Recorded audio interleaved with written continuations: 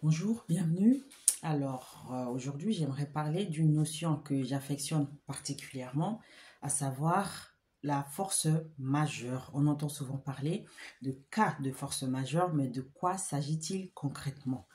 Juridiquement, que ce soit en droit public ou en droit privé, la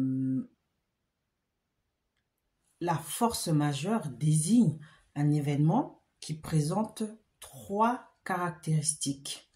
Premièrement, il doit être extérieur à celui dont la responsabilité est recherchée. C'est-à-dire que la personne dont la responsabilité risque d'être engagée ne doit pas être la cause de cet événement.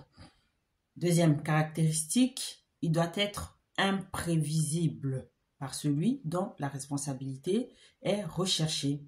Mais il doit également l'être pour les autres. Cela signifie que les deux parties en présence ne doivent pas pouvoir prévoir l'événement dont il est question. Et enfin, troisième caractéristique, il doit être irrésistible, c'est-à-dire que l'on ne peut y remédier. Voilà donc les trois caractéristiques cumulatives d'un cas que l'on peut qualifier de force majeure. Donc, le cas de force majeure constitue un cas d'exonération en matière de responsabilité civile.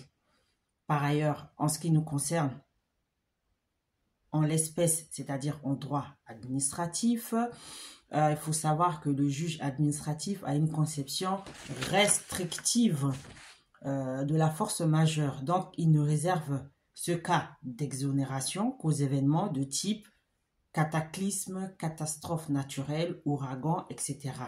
De toute façon, il s'agit là d'une cause extérieure dans tous les systèmes de responsabilité.